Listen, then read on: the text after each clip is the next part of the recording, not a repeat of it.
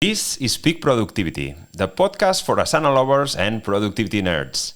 Episode number 10. We will talk about new Asana pricing and also how Bastien organizes his My Task view.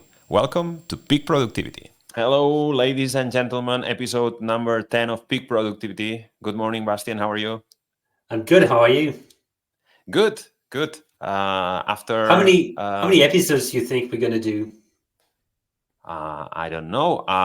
Actually, I have some 300, stats. 500?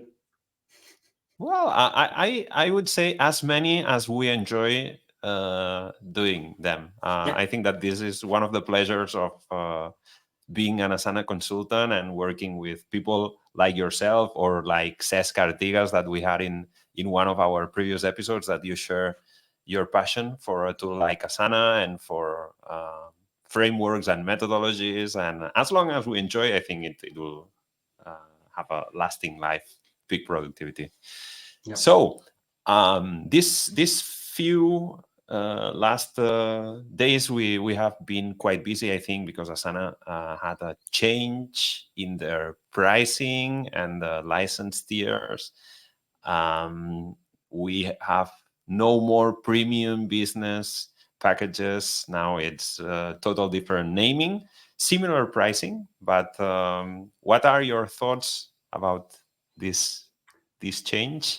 Yeah, I think we can explain again the changes. So just for Sure. context, in case anyone listens to us in the future, we are currently November 23rd of 2023. Everything we say right now only applies to today's situation, obviously. We know Asana is going to might change some stuff in the future. And this was announced 1 week ago, I think. So this is Yeah. really fresh. So just want to put things into context again. Yeah, I important because know, yeah. do you remember if has there been any price changes in the past? I don't remember. I think Maybe new there prices, but definitely like, has been, yeah, there definitely has been, because we have access to a price matrix. And if I don't know if you noticed, but I think it's version 7 right now. So they had 7 versions before this one, but I don't think we were partners when it happened. yeah. Well, at least for as the last few years, it hasn't Yeah. changed. So, but yeah, now we have this new pricing. The first tier, it's what it used to be called free. Now it's called personal. Personal. Yeah. Yeah, and it's the free version. You can have a team of up to 10 people, no So more it used to be 15. 15 and now it's 10. So I think a lot of the limits we're going to talk about today are currently soft limits. So nobody's going to be forced to do anything until at least 2025, based on the information I have. But again, be careful depending on when you listen to the podcast. So free is becoming personal. We have premium becoming a starter. Business is becoming advanced. And then Yeah. that's when it becomes interesting. Enterprise is becoming enterprise and enterprise plus. So it's being split in two. We internally and externally, we refer to the old tiers as legacy tiers. So enterprise legacy, enterprise new, enterprise plus. Should we dive into the details of the change? Yeah. Prior to diving into the details, I would state that the prices are the same, and what has happened is that the Except for new enterprise. tiers have yeah, exactly. Yeah, there's a change. We can talk about this later, but for starter, the legacy, premium, or advanced, the former business, the price is the same. And what you will notice is that they have slightly less features. Like this one, the Yeah. new personal, the former free, that it used to allow teams of 15 users, and now it's just 10. um, Probably for those users that want to have the first glimpse at Asana and how it can help their team. But if Asana is good for your organization, you will probably jump into starter package in a few months. I think that it's difficult to be really effective or have a big leap in productivity with 10 people team all using free version. I don't know if you agree on that, or maybe you have people that have been forever in a free. Yeah, and I think this is something Asana is trying to change. They want people that grow too much to change tier and go to a tier that does provide more value. I'm not completely sure about everything we can say. And just as a reminder for the two of us, the enterprise price is not public, so let's not give any price.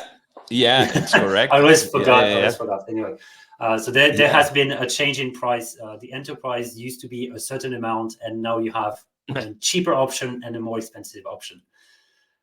So I know there's also a soft limit on the number of seats you get in starter and advanced. I'm not going to say the number because I'm not sure it's public, but basically Asana wants you to go to higher tiers because they make you more effective and more productive.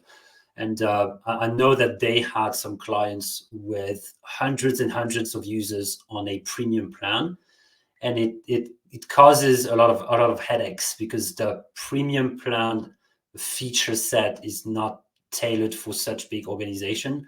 So it creates a lot of support tickets and lots of frustration. That's why I think they want to push people to upgrade. Some of the limits that are being placed are around automation.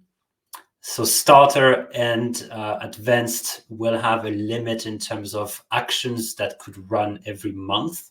And again, this is soft limits for now.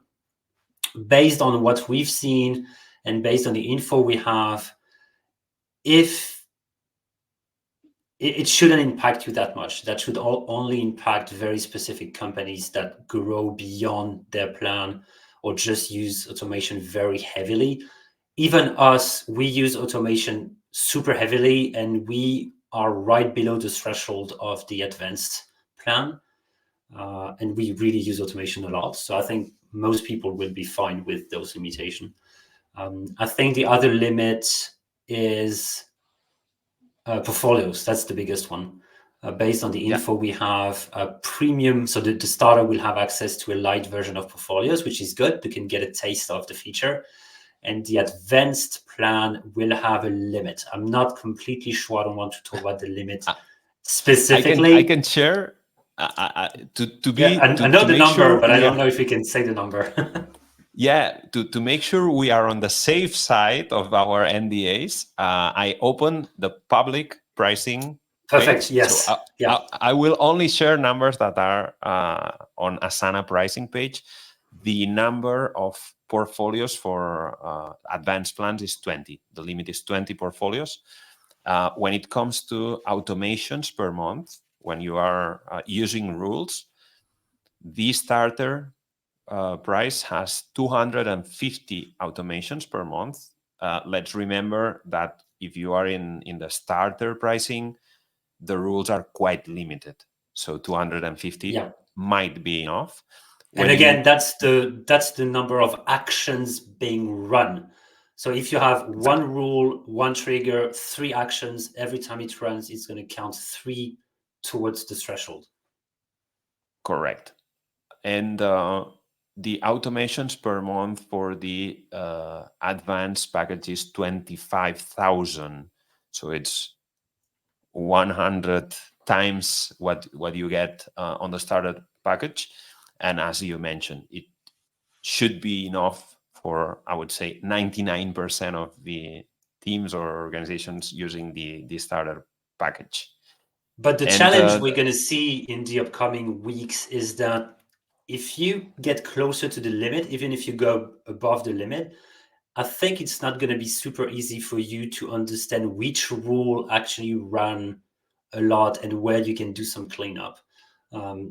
With portfolios, it could be easier, even though it's not that easy because you don't have visibility over all the portfolios. But with rule, I'm waiting to see if we're going to have some tools in the admin console to see what provoked you from going over the threshold.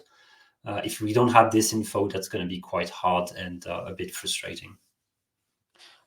My petition for the product team is that as soon as these limits get hard limits, to have more reporting.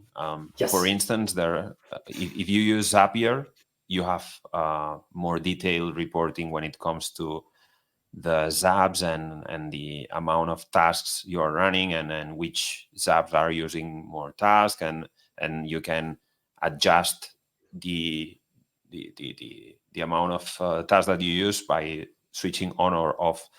And this is something that as of today we don't have it on Asana, so it will be good that as long as the limits are soft, there's not a big problem. But if they switch to hard limits, then it's important to understand where are you running out of automations.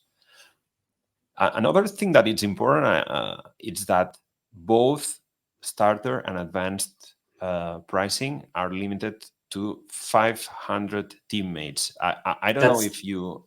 That's a number Yeah. I didn't want to say, but if it's written on the website, then It's official. then It's okay. official. It's public, and I think that this is something that might be for big companies that probably with an advanced former business pricing had enough.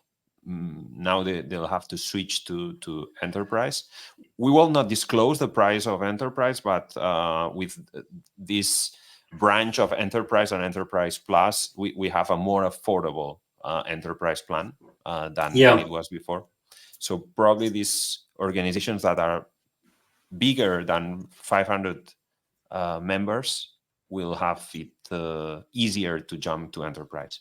Yeah, based on the discussions I had with people at Asana, not a lot of companies actually are in the position where they have too many seats for advanced.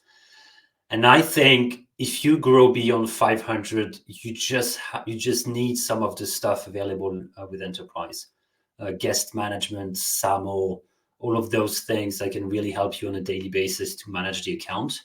I think, yeah, it's going to be a bit hard to maintain an account above 500 if you don't have some of the features that enterprise has. So it does make sense to have a limit. And again, that's a soft limit for now, I think.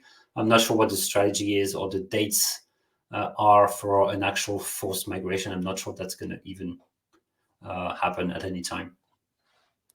Yeah, I had some conversation with former business customers, and when it comes to trying to make them understand how positive can be to go to enterprise, if you talk to admins of their organization, they see it clear because you have plenty of tools. For the end user, for the member that just complete tasks or reports, maybe there's not a big difference between enterprise or advanced. It's getting better. For example, universal workload and bundles were placed into the enterprise bucket. So this is definitely something the end user is going to see. But yeah, I agree with you. Mostly enterprise was about security and admin and maintenance. But I think they're going to push more and more things to the enterprise tier because of the positioning they want to have on the market as well. And I think the end user is going to definitely see more and more stuff sent their way with enterprise. Yeah, especially with those limits with portfolios. Also, I think that this is something that can. Yeah, when I talk about this, so does the website give a number? Give the number? The website? Yeah. The in the pricing you can see that for advanced the limit is in 20 portfolios. Yeah, I think to me, that's my personal opinion. To me, that's super low. Yeah, I'm a small team. We have like 10 people and we almost have 20 portfolios already. So to me, that's super low. And I think it's even lower if you take into account that when you go to the portfolio feature the first time, I don't know if you remember, but Asana actually creates a portfolio for you automatically.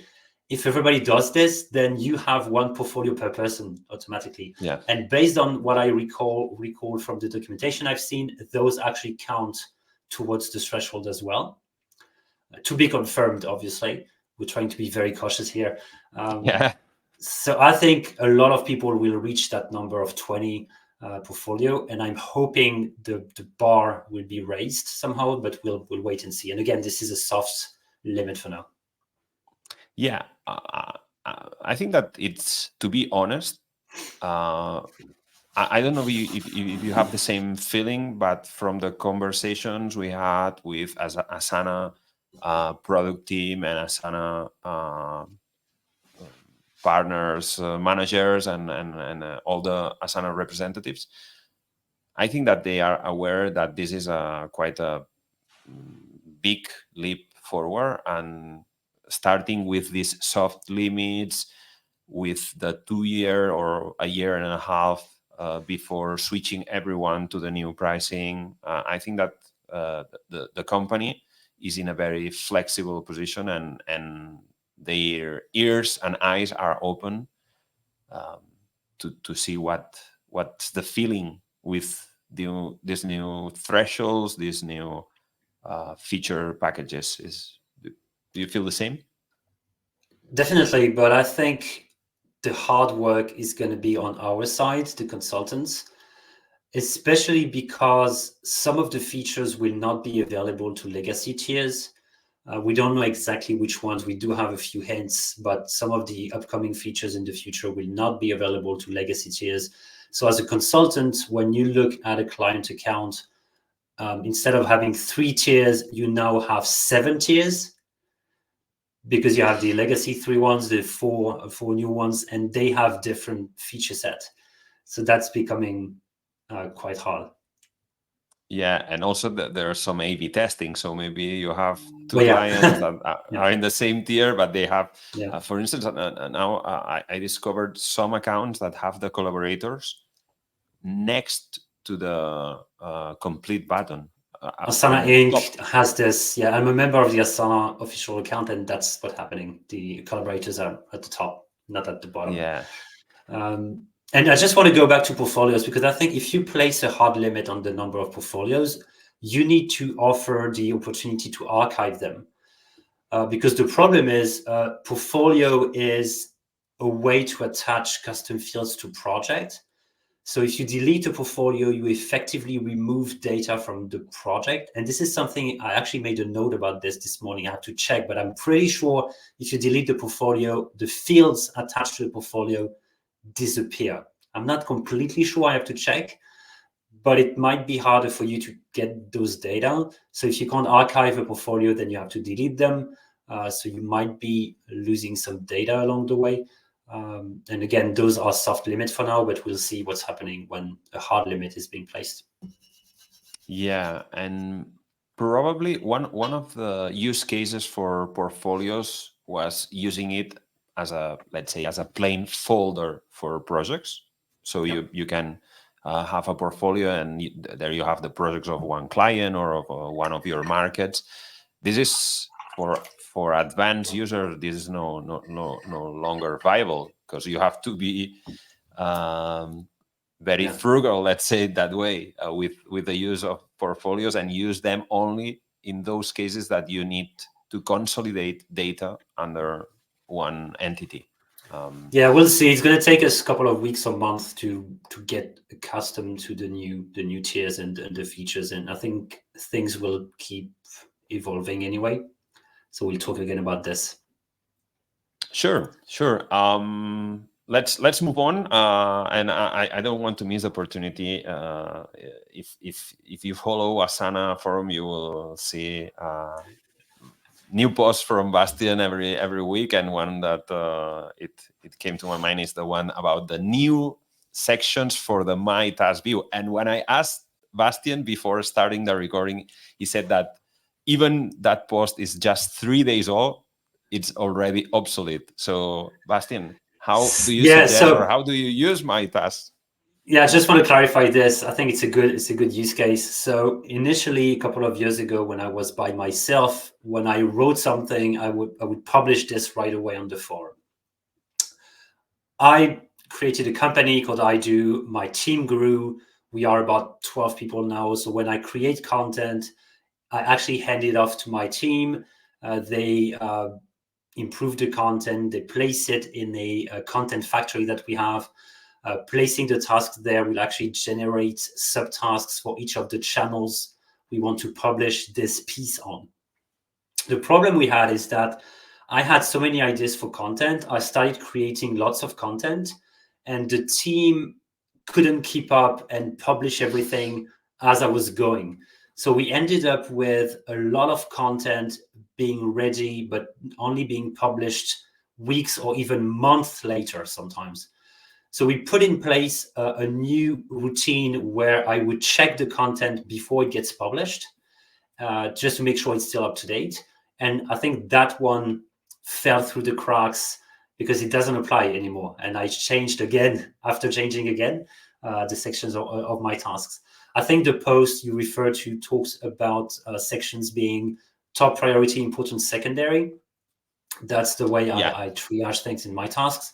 The system I have had for a couple of weeks now is the must, should, and could buckets, and I really like this one. I think it's even better.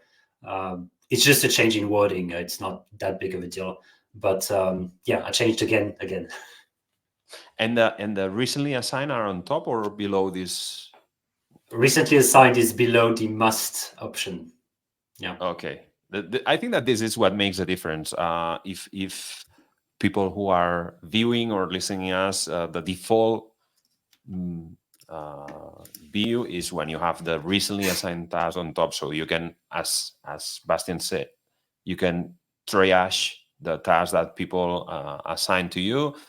But sometimes you spend more time triaging tasks than doing the important task. And with this switch, putting on top the must or the high priority or the whatever you name them, the top priority tasks, you don't forget them, and first you finish the important work and then you triage the rest. I do triage things even though the must section is not empty, but I think it's an important mindset, and it helps having that mindset of, yes, I have to start working on important stuff and then I can look at new stuff. Yeah, I let me mention my personal custom feel in my task. Yes, That is please. the energy required to do the task, which is low, medium, or high energy. So I can plan my day according to the energy of the task. I usually move high energy task to the early hours of the day, and low energy, um, let's say easy task, not deep work, shallow work, for when I'm tired or the last hours of the day. It's a good system. I used to have this at a point where I was very overwhelmed. And when I'm overwhelmed, I try to find new systems. I involve new sections, new fields, just to try to get some clarity out of the noise.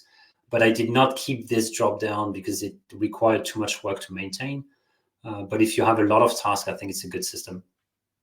Cool. And before ending our 10th episode, let me make an announcement. One of the features that has been requested for years in Asana is the ability to have code snippets in description and comments in the task.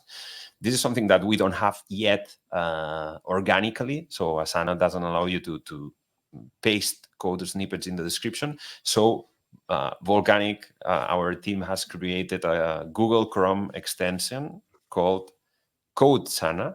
If you search for CodeSana in the Google Chrome extension store, you will find this extension that will allow you to paste code snippets into the description of the task and the comments.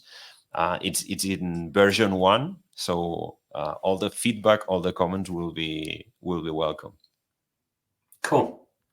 I'll have a Cool. look. I knew that you had the ability to format with Control M, Control Shift M. I don't remember exactly. It does look like code, but I think your format is slightly different. A developer Yeah, would see the difference.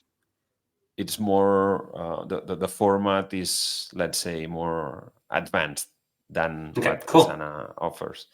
Anything else, Bastien, for today? No, All good. I was in meetings all day, so my task view on my left hand side is filling up. So I need to get some time to clean everything. But yeah, it was always a pleasure to talk with you. Excellent. I leave you to dive into your My Task view. Thank you again, Bastien, and Thank you. see you next week. Bye.